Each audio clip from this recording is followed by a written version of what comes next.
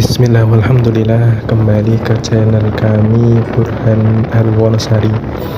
Pada kali ini kita akan mencuplik sedikit video mengenai perjalanan Wonosari Jogja menggunakan bus Putra Gunung Kidul.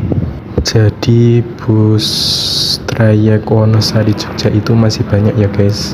Salah satunya adalah yang ada pada video kali ini, yaitu bus Putra Gunung Kidul in one yang berwarna putih biru. Kebetulan pada saat pengambilan video ini bertepatan dengan hari Ahad jam pagi, sehingga penumpang terlihat sepi. Demikian, barakallahu fikum.